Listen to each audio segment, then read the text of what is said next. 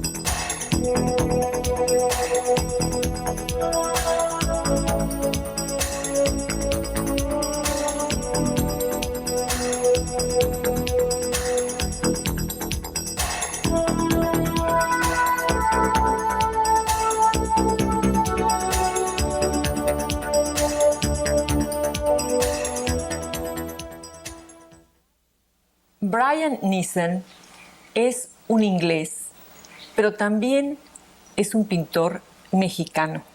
Es un artista anglo-mexicano. Pinta y esculpe. Y Brian vivió en México durante 18 años de su vida, en donde se formó como artista en nuestro país. Brian, ¿por qué México y su antigüedad, sus mitos y sus formas se apoderaron de ti, o tú te apoderaste de ellos, que siguen rodeándote en tu estudio en Nueva York?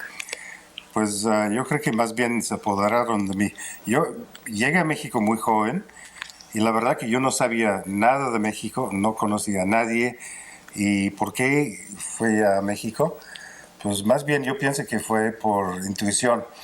Además, es la única manera que puedo pensar que fue una intuición, nada más muy atinado, ¿no?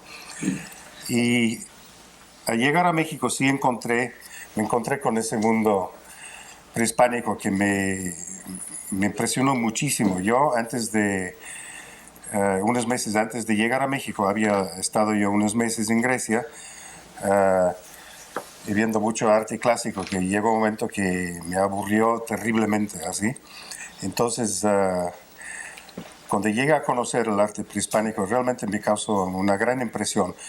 Y puedo decir que me ha marcado realmente toda mi obra. Y no tanto en la manera formal, sino lo que me me impresiona mucho de esas culturas prehispánicas es quizá el sentido del arte, la manera en que entraba en las cosas cotidianas de su vida. Por ejemplo, no tenían una palabra arte, eso es una cosa, digamos, más del mundo moderno, el concepto de arte así como tal.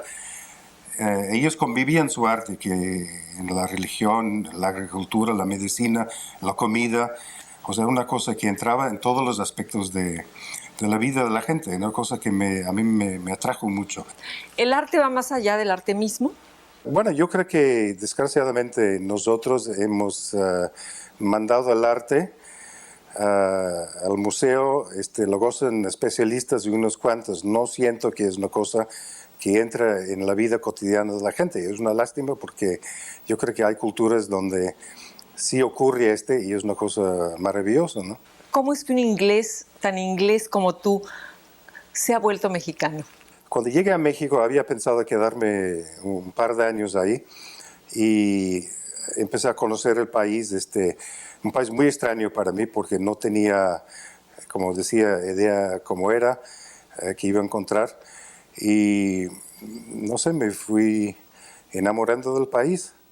Y una cosa muy difícil porque no lo entendí, era difícil, venía yo de otra cultura y para mí precisaba deshacerme de valores que tenía y aprender otros nuevos. Y puedo decir que mi punto de entrada en México, o sea, donde me acerqué al país fue por el humor. Es una cosa que del humor. sí, porque es una cosa que yo podía entender e identificarme. Porque ustedes los ingleses tienen un Fácilmente. sentido del humor también muy profundo y muy a flor de especial. piel. Sí, cómo no. Y yo creo que este fue mi primer acercamiento. Y luego iba adentrando muchas otras cosas así. Es curioso, pero el sentido del humor inglés es un understatement, ¿no? Y el mexicano es completamente lo opuesto.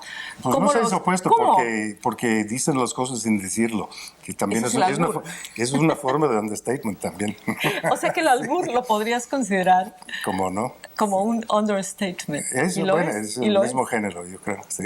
Sí. Y luego hay una cosa que yo creo que mi afinidad con México es una cosa, es difícil de explicar, pero es una cosa que viene más por el temperamento de uno. No es cosa de entender el país. Ha habido varios escritores ingleses, por ejemplo, que estuvieron en México. Pensamos en Lawrence, en Huxley, en Graham Greene y desde luego Malcolm Lowry.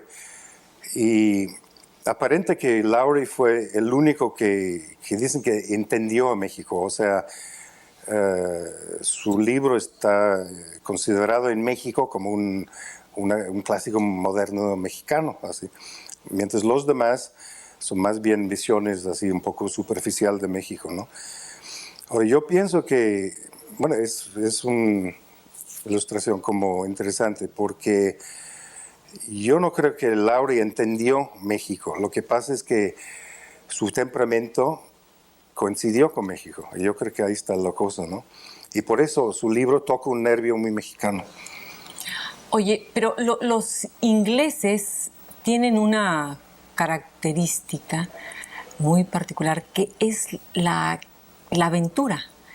Les gusta aventurarse y entrar a unos mundos completamente opuestos a los de ellos. Sí, bueno, eso les pasa por sobredosis de romanticismo, yo creo. Así. De la cual no fuiste excluido. De la cual no fuiste excluido. No, pero digo, mi interés en México no fue realmente una cosa de estos románticos, fue una cosa para mí más pragmático. O sea, mi temperamento como iba muy bien en México, entendía las cosas y me funcionaba muy bien. Hubo otro pintor, que tú sabes muy bien quién es, con el cual apareces en una novela de Mario Moya Palencia, que es Egerton. Sí, dilo. Bueno, Egerton es uno de varios ingleses y europeos que han pasado por México. Los primeros realmente funcionaban como cronistas, como no existía la fotografía. Había, bueno, desde Humboldt, el capitán Dupé, Catherwood, Phillips, Rugendas, el alemán, y Edgerton. Y fueron a México a así, realmente documentarlo, llevar bueno, noticias de las maravillas de México a Europa, ¿no? Y pues tal vez soy heredero de ellos también. Yo es sí. lo que te iba a decir. Yo creo que tú eres heredero, pero tú llevas unas noticias más remotas que las de ellos, porque ellos llevaban la narración de lo que veían, pero tú llevas unos mundos. Bueno, ellos que son- llevaban digamos, crónicas así de México. Yo tal vez intento llevar un poco la poesía de México. Exactamente, es eso. lo que tú haces. Llevas unos mundos muy remotos, a veces poéticos y desolados, pero hermosísimos. Dime una cosa, Brian, ¿por qué el arte antiguo es tan moderno? Uno ve una de tus esculturas que Sí. está imaginada en aquella antigüedad y es una escultura moderna. Muy moderno, sí. Bueno, por un lado pienso que hay ciertas constantes en el arte también que lo que pasa en las épocas y los estilos son un poco como lenguajes distintos o acentos distintos del lenguaje, ¿no? Dentro de esto, el lenguaje siempre habla de unas constantes. Y hay una cosa muy curiosa con la arquitectura prehispánica. Nosotros vemos, digamos, ahora vemos maquetas, por ejemplo, de Tenochtitlan o otras ciudades antiguas. Y el aspecto tienen es casi no moderno, sino futurístico. Y eso yo creo que se debe mucho a su limpieza geométrica. Uno ve en las revistas de ciencia ficción cómo imaginan los artistas las ciudades de Marte.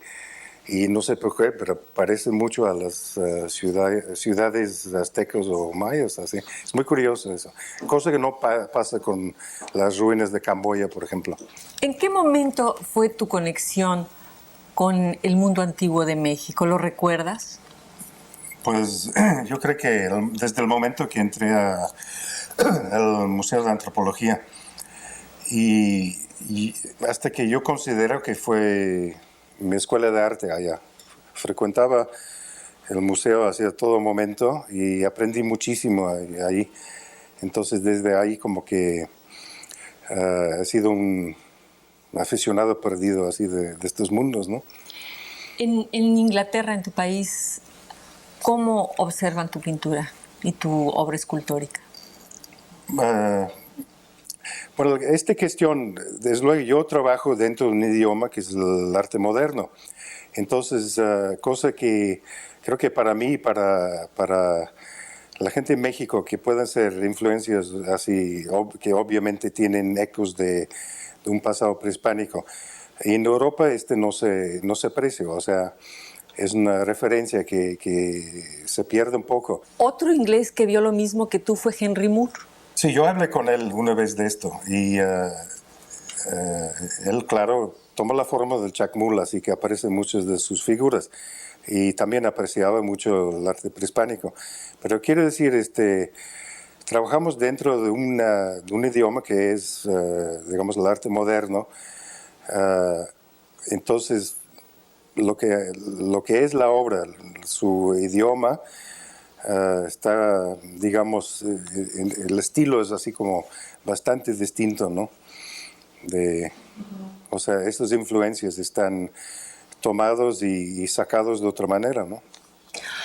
Ahora, en tu obra uno ve que tú buscas los inicios del hombre, del hombre y de las civilizaciones.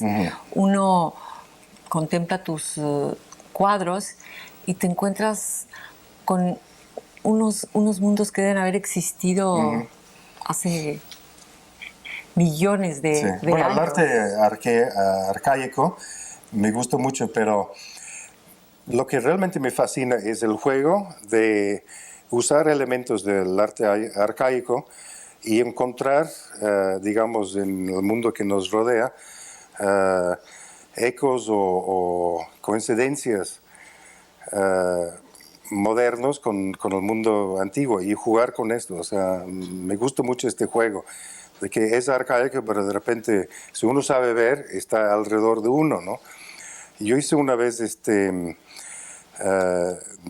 una exposición que hice de la mariposa de obsidiana en el Museo Tamayo, que fue basado en un poema de Octavio Paz.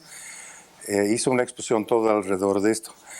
Y un ejemplo de esto es que hice una mariposa muy grande que fue sacado de unas imágenes que encontré en el templo de la mariposa en Teotihuacán, y aparece la imagen de la mariposa con unas rondanas de obsidiana en las alas. Entonces lo que hice yo, muy moderno, en lugar de obsidiana, tenía discos de música que son negros y todos injertados en las alas. Y era como un eco, digamos, del mundo moderno con el pasado. Además, me cuento, cuando tuve la idea de hacer esto, que fue como medio dormido a las 4 de la mañana, dije, eso va a ser una muy bonita idea. Me fui corriendo en la mañana a una tienda de discos y dijo, necesito unos 60, 80 discos así, de ese tamaño. Me dice, ¿qué tipo de música? Digo, no importa, no importa. No, pero usted no puede comprar discos así, tiene que saber qué tipo de disco quiere. Bueno, dije, con que tienen etiquetas de colores bonitos. Y pues no me quería vender, dice, no, sí, unas rumbas así. Las cumbias. Sí. Pensaba que era un loco así. ¿Cómo se te metió hasta los huesos México y Latinoamérica? Digo, de manera muy natural, porque yo creo que es por afinidad. Brian, ¿y te sorprendes tú mismo cuando está tu obra terminada y te encuentras ante mundos remotos, desolados y poéticos? Sí, mucho. Y trabajo yo en muchos, trabajo escultura, en bronce, cerámica. Los cuadros tienen mucho relieve también. Entonces, en general hay mucho trabajo manual, que es una cosa que me gusta porque, sobre todo la pintura es una cosa muy inmediata. Y el dibujo más todavía, es más el pensamiento del papel, así directo, ¿no? En cambio la escultura es más de tocarlo y moldearlo. Y puedo decir para mí es más divertido la escultura. La cerámica, cuando trabajo cerámica me encanta, me siento entre panadero y niño. Y la cera también es otra cosa, o sea, cada material tiene su lenguaje. La cera es muy bonito también para trabajar. Y los cuadros también me gusta mucho usar relieve. Bajo así. relieve. Sí. ¿Esto se podría considerar un bajo relieve? Sí, este como cuadro no, que tiene, tenemos. tiene mucho yeso, epoxis, madera, así es como una ensalada de cosas, ¿no? ¿Estas son mantarrayas? Son imágenes de mantarrayas, es ¿Y una serie ¿Cómo lo de... imaginaste? Pues cuando empiezo los cuadros no tengo idea qué va a salir, nada. Empiezo con tela en blanco, empiezo yo a mancharlo y jugar con ello y al rato empieza el cuadro mismo como pedir cosas, sugerir cosas, ¿no? Entonces de ahí sale o no sale. A veces se porta bien, se porta mal, a veces la castigo, no la castigo, a veces me pongo de huelga o los cuadros o así. Pero sí lo que sale sí es realmente sorpresa, no son, digamos, planeados. Hablabas del dibujo, y que viene de la mente al lápiz y al papel. Tú has hecho unos dibujos maravillosos, no pornográficos, eróticos, que pienso que pronto los vas a publicar. Bueno, eso sí lo tengo muy claro. Lo que es erótico para mí es poética, tiene humor. Lo que es pornográfico no tiene poesía, no tiene humor. Y es un campo que, para mí la pornografía es más en la violencia, para mí, que en el sexo, digamos, ¿no? Eso es otro mundo. Yo sigo dibujando mucho porque, como decía, el dibujo es mi primer amor y creo que es un poco la base de todo. Entonces sí sigo, de repente me agarra temporadas que me pongo así a dibujar como loco, me encanta. Y esos dibujos eróticos lo he ido haciendo, bueno, de tiempo en tiempo así. Hago más, ya tengo una colección que se va a publicar. que Carlos Fuentes me ha escrito un precioso ensayo sobre esto y pronto se va a publicar toda esa colección. ¿Qué pasaba por tu mente cuando iniciaste tu serie de la Atlántida? Bueno, el Atlántida fue una explosión que hice bastante grande para España en 92. Ya recordamos que en 92 España celebraba mucho el quincentennial del encuentro con América. Y yo hice mi versión de esto, que fue la Atlántida. ¿Y por qué Atlántida? Atlántida fue la segunda versión que llegó a Europa de la América. La primera, que fue noticias de los sacerdotes, la primera fue de que habían encontrado el paraíso, Edén, así, y le mandaron sus pruebas, como que habían encontrado loros que imitaban la voz humana, y se sabía que en Edén, antes del pecado original, los animales tenían la facultad de hablar. Y esto lo mandaron como prueba, y la fauna así y flora tan extraño, ¿no? La segunda versión fue que habían llegado a la Atlántida de Platón. Y Bartolomé de las Casas tiene hasta un capítulo entero explicando cómo habían llegado a la Atlántida. Entonces ese fue un poco el punto de arranque.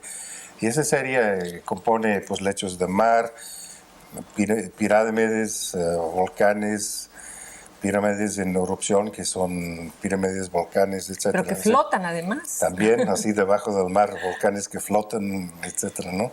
Y diluvios. Diluvios, sí, también. Pues es un mito del diluvio también, con una diferencia que no tiene un Noé.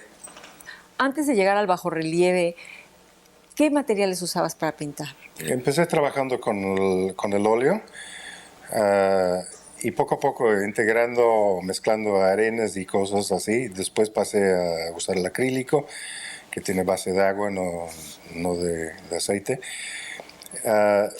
Lo que me llevó al bajorrelieve fue que iba yo pintando figuras y formas que como que se flotaban en la superficie de la tela, y estas cosas como empezaban a hacerlos en relieve así propiamente, y de ahí el relieve cada vez más pronunciado, pues poco a poco se desprendió del cuadro y se volvió escultura.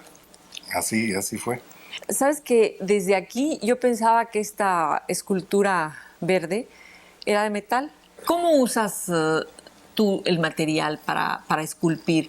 ¿Haces tus maquetas primero? Bueno, uso varios materiales. Es que me gusta mucho cambiar de arcilla a cera, o a yeso a madera, porque cada material tiene como su idioma, tiene su manera de trabajar, y dar resultados. Aunque uno podía, digamos, hacer una pieza parecido, cambia mucho la forma según el material que se usa. Entonces, en general, los bronces los trabajo en cera, o sea, empieza en cera y lo que se llama cera perdida. Eso, exactamente, se funda la cera perdida, que es una técnica que ya tiene más de 5.000 años, que no ha cambiado nunca, que es increíble porque hoy día con tanta tecnología no han podido mejorar esa técnica de la cera perdida. La cera perdida también existía en América, aunque no hay trabajos de bronce en América. Es muy curioso, y se debe, según dicen, de que nunca inventaron el fuelle en América. Entonces hay piezas fundidas, sobre todo en oro. Conocemos las piezas preciosas de Colombia, de Panamá, de Costa Rica. En México también hay piezas fundidas en cobre.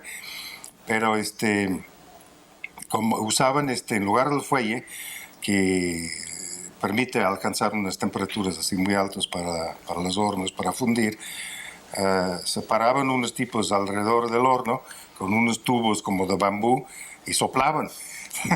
Entonces, Fuelles humanos. fuegos humanos, así. Entonces, la técnica se conocía, aunque no había, digamos, una edad de bronce en América.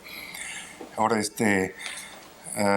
me gusta mucho trabajar la cera. Es un material que, si me permite decir, que es como muy cachondo para trabajarlo. Es bonito, bonito, así. Ah, y yo uso ceras de distintos... son unas más maleables que otras más duras y así, pero se trabaja todo a mano así muy bien. Entonces, yo trabajo pues, de una manera muy curiosa porque tengo cajas de pedazos que he hecho de tubos y bolitas y ángulos y, bueno, de muchas formas. Y de alguna manera voy armando unas formas en la cera y construyendo las piezas. Así son un poco como armados, más que modelados. Cuando trabajo la arcilla es más bien modelado, que es distinto, ¿no?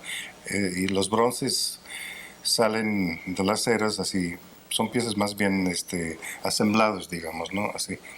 Entonces tienen un aspecto distinto. ¿Es complicado trabajar con la cera?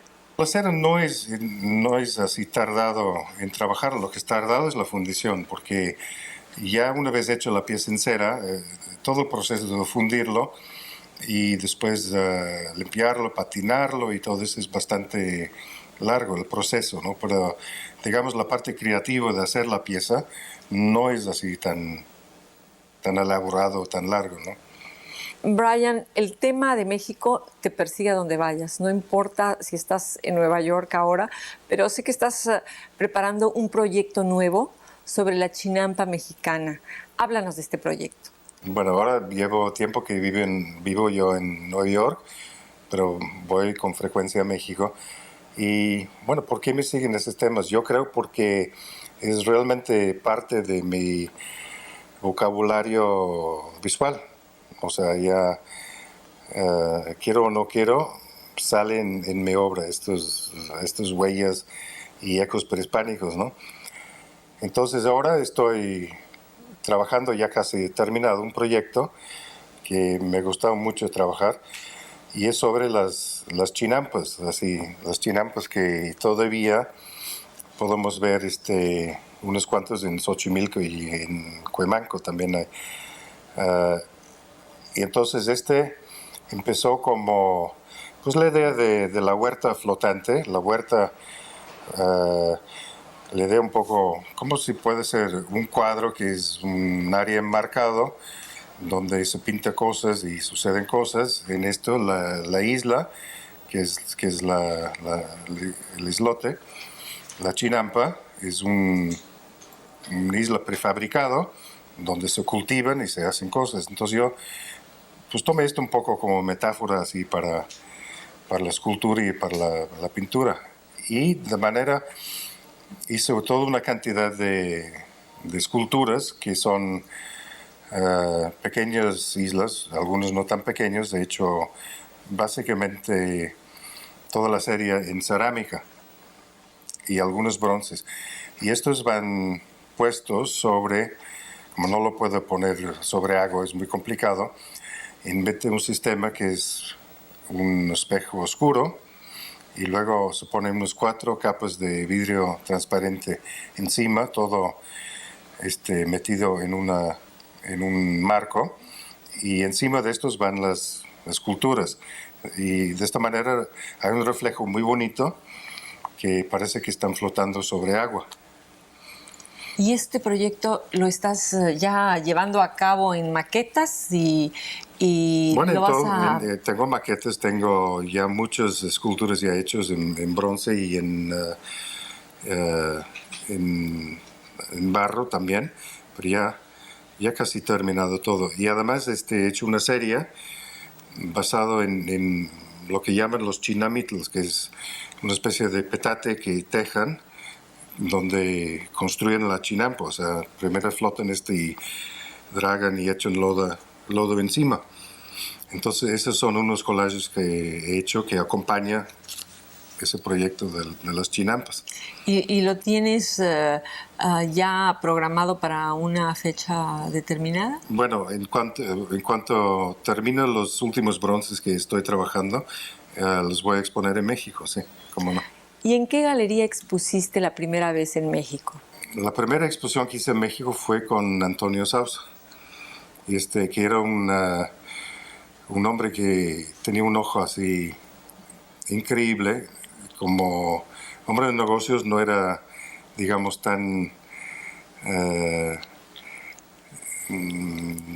efectivo, digamos, como galerista muy bueno, que ponía obra que le gustaba, y realmente tenía muy buen ojo. Y era de los primeros galerías así muy buenas de México. ¿Ha cambiado mucho el ambiente artístico desde tu llegada hasta la fecha? Se ha cambiado bastante porque cuando yo llegué a México, mis contemporáneos, que eran José Luis Cuevas, Vicente Rojo, Manuel Felgueres y otros muy buenos artistas, estaban en plena lucha contra la tiranía, digamos, de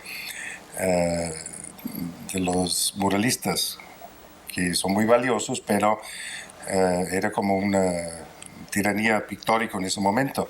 Y ellos practicaban y eran como los voceros del arte moderno en México, ¿no? Y fue una lucha muy difícil, muy largo, en un ambiente que yo creo que era bastante hermético, ¿no? México no tenía, digamos, mucho contacto plástico con el mundo fuera de México. Y tiene además cosas muy... Por una parte es muy atractivo porque quiero decir que en México no se seguía las modas internacionales porque sí, había una búsqueda, digamos, yo creo, más propio de los artistas. Y la situación hoy día, yo creo que como todos los países, les llegan las revistas enseguida. Entonces todo el mundo pinta como las últimas modas de Nueva York o de París, a través de las revistas que llegan a todos lados. Se pinta las últimas modas así rápidamente, todo el mundo está con eso. Entonces yo creo que la situación que había en México era una cosa curiosa y que dio fruto así. ¿Conociste a los grandes? ¿A los pintores A Siqueiros lo conocí. Sí. Sí. ¿Cómo sí. era este hombre? Muy simpático, muy simpático. Aunque de los tres, Orozco es el que me parece más buen pintor de los tres. Así. ¿Y fuiste aceptado bien como al principio? Eras extranjero, ahora ya eres mexicano, pero sí. Al principio fuiste aceptado como artista inglés. Sí, yo creo que sí, porque éramos amigos y trabajábamos muy cercanos así a todos los pintores ahí. Y el que siempre me movía mucho así fue el Fernando Gamboa, porque fue un gran promotor de los artes en México y una gente que le importaba la pintura, no la nacionalidad de la gente. Como debe ser. Como debe ser, sí. El arte no tiene nacionalidad. Así es. Es universal. O el arte es una nacionalidad, tal vez. Eso es mejor. El arte es una nacionalidad. Muchas gracias, Brian. En Nueva York, Silvia Lemus.